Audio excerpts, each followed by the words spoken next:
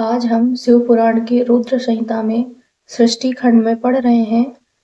माया निर्मित नगर में शील निधि की कन्या पर मोहित हुए नारद जी का भगवान विष्णु से उनका रूप मांगना, भगवान का अपने रूप के साथ उन्हें वानर का सा मुख देना, कन्या का भगवान को वरण करना और कुपित हुए नारद का शिव गणों को शाप देना।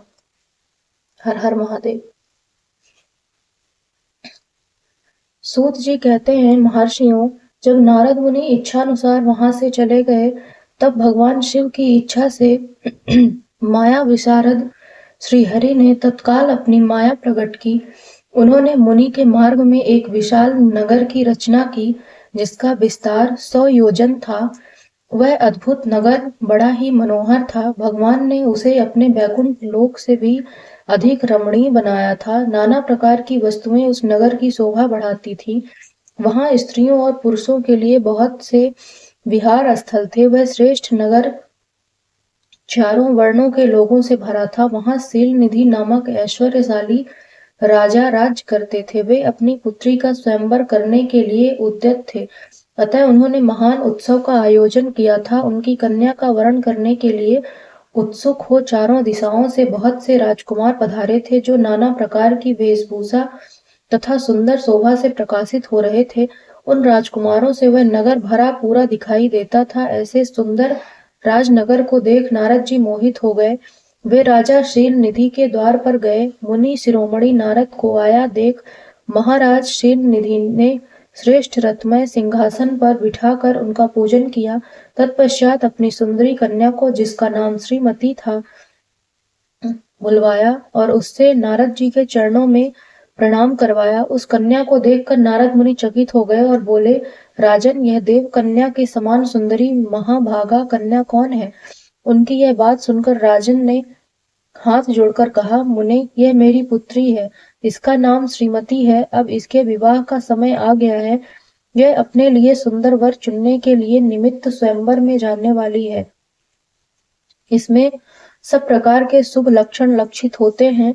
महर्षि, आप इसका भाग्य बताइए। राजा के इस प्रकार पूछने पर काम से विहल हुए मुनि श्रेष्ठ नारद उस कन्या को प्राप्त करने की इच्छा मन में लिए राजा को संबोधित करके इस प्रकार बोले, भूपाल, आपकी यह पुत्री समस्त शुभ लक्षणों से संपन्न है, परम सौभाग्यवती है। अपने महान भाग्य के कारण यह धन्य है और साक्षात लक्ष्मी की भांति समस्त गुणों की आगार है।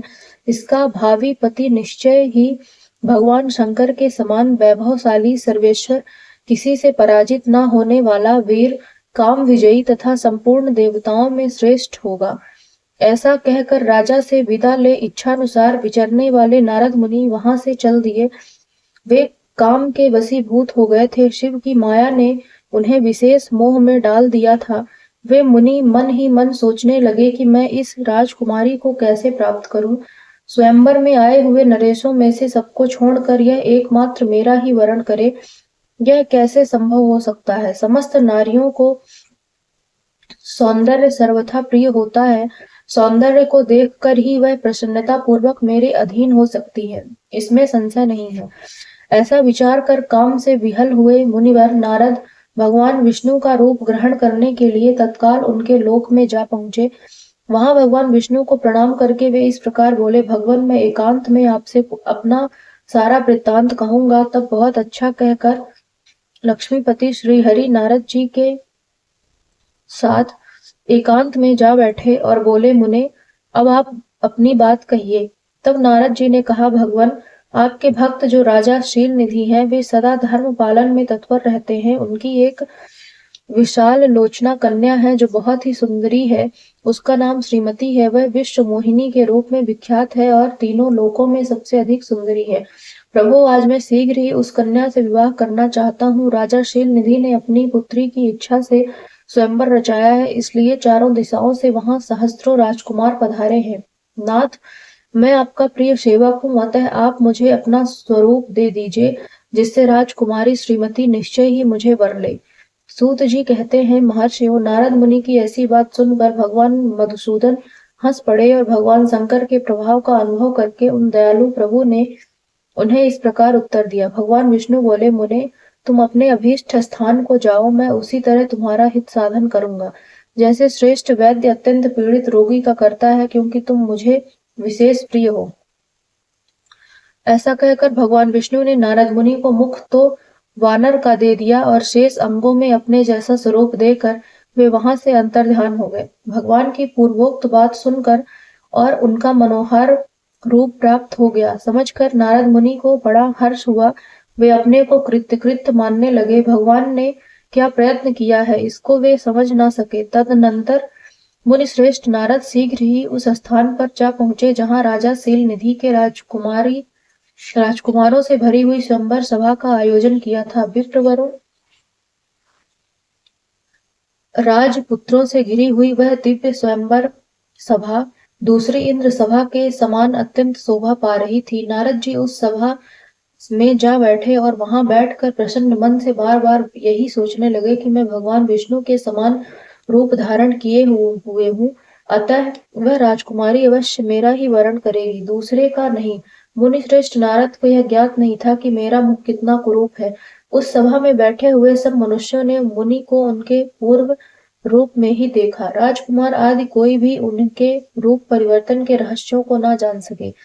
वहां नारद जी की रक्षा के लिए भगवान रुद्र के 2 पार्षद आए थे, जो ब्राह्मण का रूप धारण करके गूढ़ भाव से वहां बैठे थे। वे ही नारद जी के रूप परिवर्तन के उत्तम भेद को जानते थे। मुनि को काम वेश से मूढ़ हुआ जान वे दोनों पार्षद उनके निकट गए और आपस में बातचीत करते हुए उनकी हंसी उड़ाने लगे। परंतु मुनि तो काम से विहल हो रहे थे, अतः उन्होंने उनकी यथार्थ बात भी अनसुनी कर दी।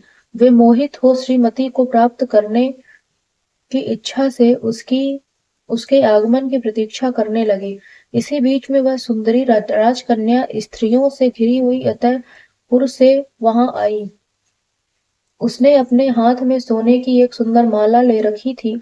वह शुभ लक्षणा राजकुमारी स्वयंवर के मध्य भाग में लक्ष्मी के समान खड़ी हुई अपूर्व शोभा पा रही थी। उत्तम व्रत का पालन करने वाली वह भूप कन्या माला हाथ में लेकर अपने मन के अनुरूप वर का अन्वेषण करती हुई सारी सभा में भ्रमण करने लगी। नारद मुनि का भगवान विष्णु के समान शरीर और वानर जैसा मुंह देखकर वह कुपित हो गई और उनकी ओर से दृष्टि हटाकर प्रसन्न मन से दूसरी ओर चली गई। स्वयंवर सभा में अपने मनोवांछित वर को न देखकर वह भयभीत हो गई। राजकुमारी उस सभा के भीतर चुपचाप खड़ी रह गई। उसने किसी के गले में जयमाला नहीं डाली। इतने में ही राजा के समान वेशभूषा धारण किए भगवान विष्णु वहां आ पहुंचे। किसी दूसरे लोगों ने उनको वहां नहीं देखा, केवल उस कन्या की ही दृष्टि उन पर पड़ी। भगवान को देखते ही उस परम सुंदरी राजकुमारी का मुख प्रसन्नता से खिल उठा। उसने तत्काल ही उनके कंठ में वह माला पहना दी। राजा का रूप धारण करने वाले भगवान विष्णु उस राजकुमारी को साथ लेकर तुरंत अदृश्य हो गए और अपने धाम में जा पहुंचे। इधर सब राजकुमार श्रीमती की ओर से निराश हो गए। नारद मुनि तो कामवेदना से आतुर हो रहे थे, इसलिए वे अत्यंत विहल हो उठे। तब वे दोनों विप्र रूपधारी ज्ञान विशारद रुद्रगण काम विहल नारद जी से उसी क्षण बोले। रुद्रगणों ने कहा, हे नारद, हे मुने, तुम व्यर्थ ही काम से मोहित हो रहे हो और सौंदर्य के बल से राजकुमारी को पाना चाहते हो। अपना वानर के समान घृणित मुंह तो देख लो। सूत जी कहते हैं, महर्षियों, उन रुद्र गणों का यह वचन सुनकर नारद जी को बड़ा विस्मय हुआ। वे शिव की माया से मोहित थे। उन्होंने दर्पण में अपना मुंह देखा। वानर के समान अपना मुंह देख वे तुरंत ही क्रोध से जल उठे और माया से मोहित होने के कारण उन दोनों शिव गणों को वहां शाप देते हुए बोले, अरे, तुम दोनों ने मुझे ब्राह्मण का उपहास किया है, अतः तुम ब्राह्मण के वीर से उत्पन्न राक्षस हो जाओ। ब्राह्मण की संतान होने पर भी तुम्हारे आकार राक्षस के समान ही होंगे। इस प्रकार अपने लिए शाप सुनकर वे दोनों ज्ञान शिरोमणि शिवगण मुनि को मोहित जानकर कुछ नहीं बोले। ब्राह्मणों, वे सदा सब घटनाओं में भगवान शिव की ही इच्छा मानते थे, अतः उदासीन भाव से अपने स्थान को चले गए और भगवान शिव की स्तुति करने लगे। हर हर महादेव। अब हम पढ़ते हैं नारद जी का भगवान विष्णु को क्रोध पूर्वक फटकारना और शाप देना, फिर माया के दूर हो जाने पर पश्चाताप पूर्वक भगवान के चरणों में गिरना और शुद्धि का उपाय पूछना तथा भगवान विष्णु का उन्हें समझा बुझाकर शिव का महात्म्य जानने के लिए ब्रह्मा जी के पास जाने का आदेश और शिव के भजन का उपदेश देना। हर हर महादेव। सूत जी कहते हैं, महर्षियों, माया मोहित नारद मुनि उन दोनों शिव गणों को यथोचित शाप देकर भी भगवान शिव के इच्छावश मोहनिद्रा से जाग न सके। वे भगवान विष्णु के किए हुए कपट को याद करके मन में दुस्सह क्रोध लिए विष्णु लोक को गए और वहां समिधा पाकर प्रज्वलित हुए अग्निदेव की भांति क्रोध से जलते हुए बोले। उनका ज्ञान नष्ट हो गया था, इसलिए वे दुर्वचन पूर्वक व्यंग सुनाने लगे। नारद जी ने कहा, हरे, तुम बड़े दुष्ट हो, कपटी हो और समस्त विश्व को मोह में डाले रहते हो। दूसरों का उत्साह या उत्कर्ष तुमसे सहा नहीं जाता। तुम मायावी हो, तुम्हारा अंतःकरण मलिन है।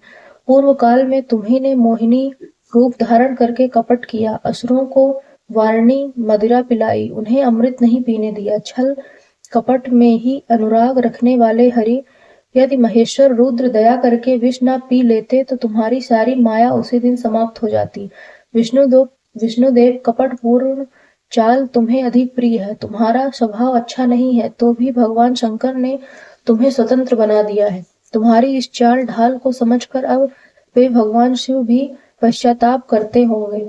अपनी वाणी रूप वेद की प्रामाणिकता स्थापित करने वाले महादेव जी ने ब्राह्मण को सर्वोपरि बताया है। हरे, इस बात को जानकर आज मैं बलपूर्वक तुम्हें ऐसी सीख दूंगा जिससे तुम फिर कभी कहीं भी ऐसा कर्म नहीं कर सकोगे। अब तक तुम्हें किसी शक्तिशाली या तेजस्वी पुरुष से पाला नहीं पड़ा था, इसलिए आज तक तुम निडर बने हुए हो, परंतु अब तुम्हें अपनी करनी का पूरा पूरा फल मिलेगा। भगवान विष्णु से ऐसा कहकर माया मोहित नारद मुनि अपने ब्रह्म तेज का प्रदर्शन करते हुए क्रोध से खिन्न हो उठे और शाप देते हुए बोले, विष्णु, तुमने स्त्री के लिए मुझे व्याकुल किया है। तुम इसी तरह सबको मोह में डालते रहते हो। यह कपटपूर्ण कार्य करते हुए तुमने जिस स्वरूप से मुझे संयुक्त किया था, उसी स्वरूप से तुम मनुष्य हो जाओ और स्त्री के वियोग का दुख भोगो। तुमने जिन वानरों के समान मेरा मुंह बनाया था, वे ही उस समय तुम्हारे सहायक हों। तुम दूसरों को स्त्री विरह का दुख देने वाले हो, अतः स्वयं भी तुम्हें स्त्री के वियोग का दुख प्राप्त हो। अज्ञान से मोहित मनुष्यों के समान तुम्हारी स्थिति हो।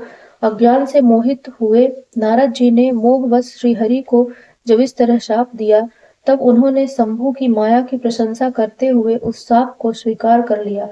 तदनंतर महालीला करने वाले शंभु ने अपनी उस विश्व मोहिनी माया को, जिसके कारण ज्ञानी नारद मुनि भी मोहित हो गए थे, खींच लिया। उस माया के तिरोहित होते ही नारद जी पूर्ववत शुद्ध बुद्धि से युक्त हो गए। उन्हें पूर्ववत ज्ञान प्राप्त हो गया और उनकी सारी व्याकुलता जाती रही। इससे उनके मन में बड़ा विस्मय हुआ।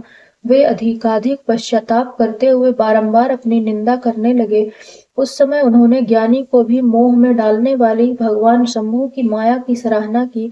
तदनंतर यह जानकर कि माया के कारण ही मैं भ्रम में पड़ गया था, यह सब कुछ मेरा माया जनित भ्रम ही था, वैष्णव शिरोमणि नारद जी भगवान विष्णु के चरणों में गिर पड़े।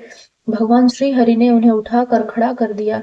उस समय अपनी दुर्बुद्धि नष्ट हो जाने के कारण वे यूं बोले, नाथ, माया से मोहित होने के कारण मेरी बुद्धि बिगड़ गई थी, इसलिए मैंने आपके प्रति बहुत दुर्वचन कहे हैं, आपको साप तक दे डाला। प्रभु, उस साप को आप मिथ्या कर दीजिए। हाय, मैंने बहुत बड़ा पाप किया है, अब मैं निश्चय ही नरक में पड़ूंगा। हरे, मैं आपका दास हूँ, बताइए मैं क्या उपाय, कौन सा प्रायश्चित करूं जिससे मेरा पाप समूह नष्ट हो जाए और मुझे नरक में न गिरना पड़े।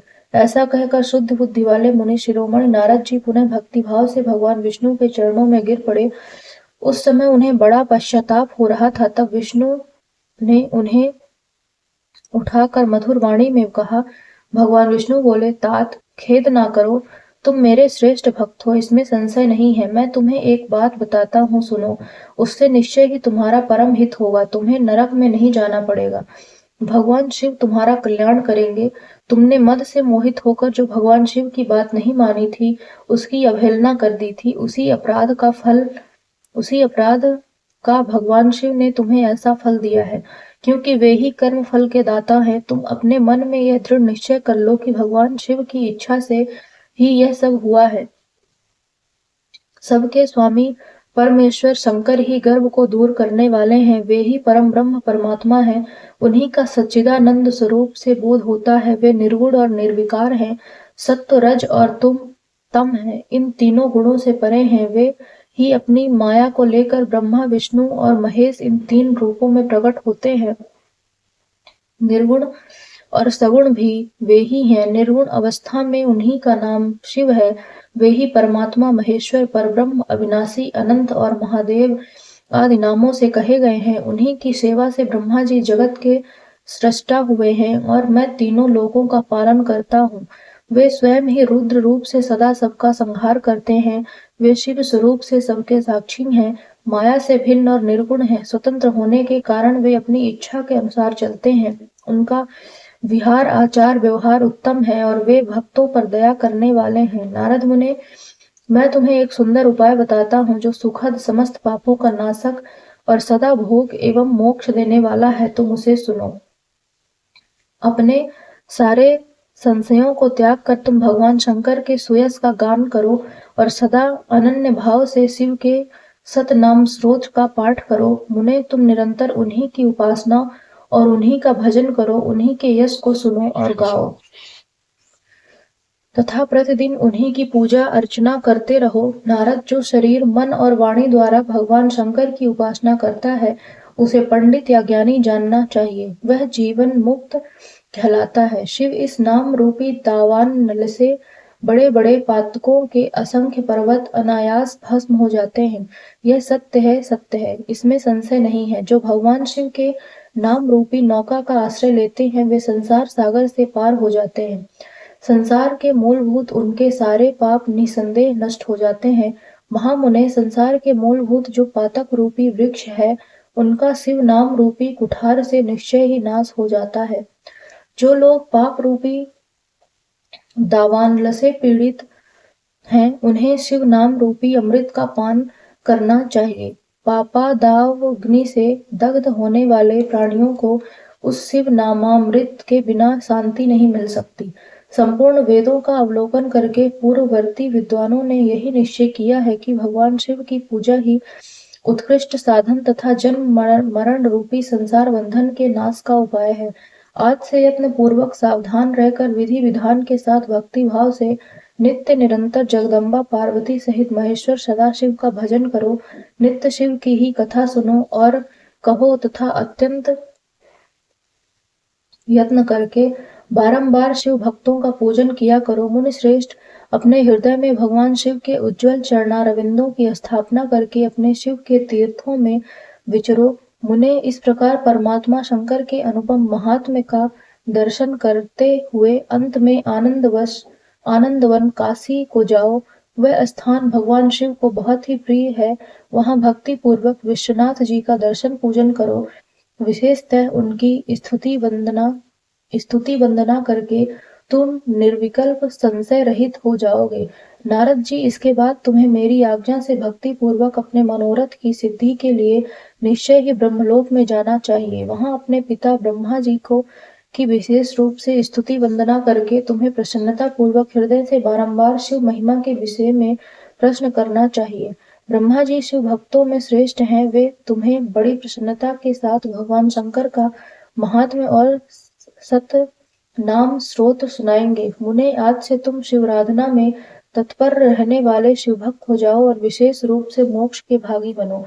भगवान शिव तुम्हारा कल्याण करेंगे। इस प्रकार प्रसन्न चित्त हुए भगवान विष्णु नारद मुनि को प्रेम पूर्वक उपदेश देकर श्री शिव का स्मरण, वंदन और स्तवन करके वहां से अंतर ध्यान हो गए। आप पढ़ेंगे, नारद जी का शिव तीर्थों में भ्रमण, शिव गणों को शापोद्धार की बात बताना तथा ब्रह्मलोक में जाकर ब्रह्मा जी से शिव तत्व के विषय में प्रश्न करना। हर हर महादेव। सूत जी कहते हैं, महर्षियों, भगवान श्री हरि के अंतर ध्यान हो जाने पर मुनि श्रेष्ठ नारद शिवलिंगों का भक्ति पूर्वक दर्शन करते हुए पृथ्वी पर विचरने लगे। ब्राह्मणों, भूमंडल पर घूम फिर कर उन्होंने भोग और मोक्ष देने वाले बहुत से शिवलिंगों का प्रेम पूर्वक दर्शन किया।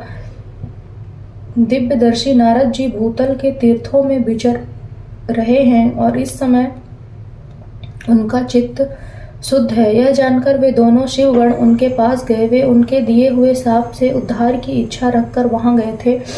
उन्होंने आदर पूर्वक मुनि के दोनों पैर पकड़ लिए और मस्तक झुकाकर भली भांति प्रणाम करके शीघ्र ही इस प्रकार कहा। शिवगण बोले, ब्राह्मण, हम दोनों शिव के गण हैं। मुने, हमने ही आपका अपराध किया है।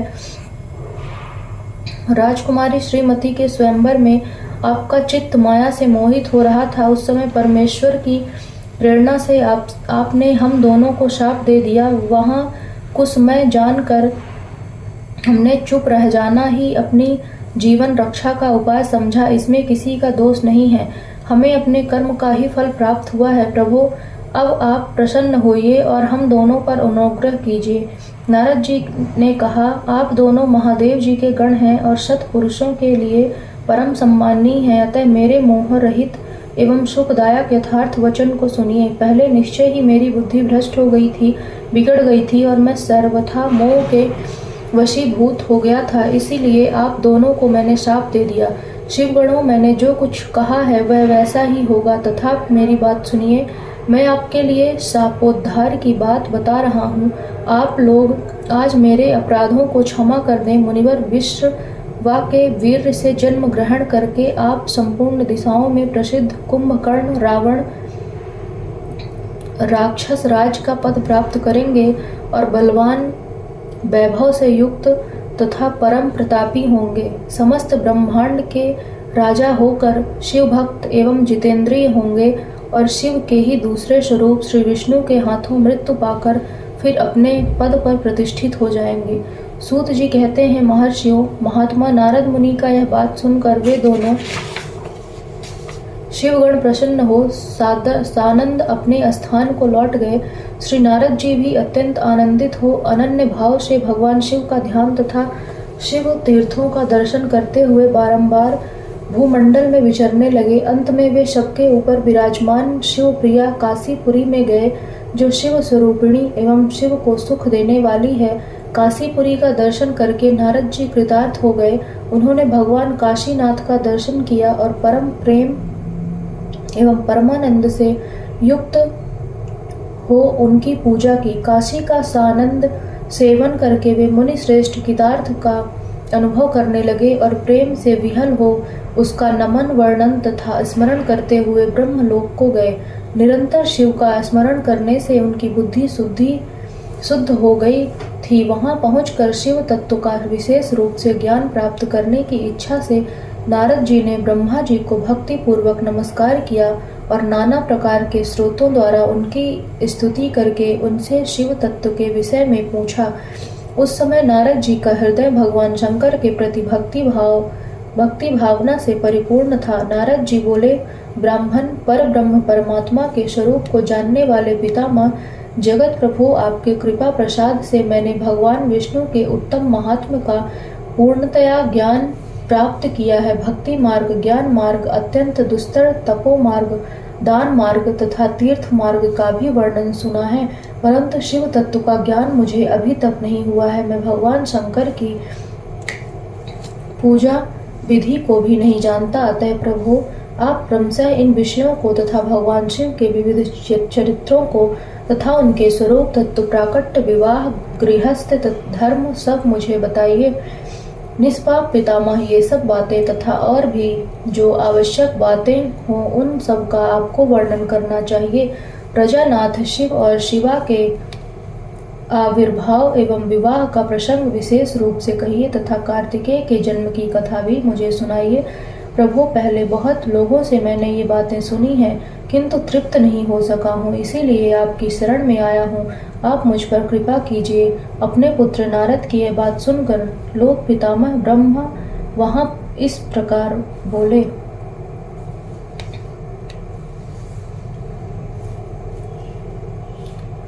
इसके आगे का पाठ कल करेंगे। आज के लिए इतना ही, मिलते हैं नेक्स्ट वीडियो में, तब तक के लिए हर हर महादेव।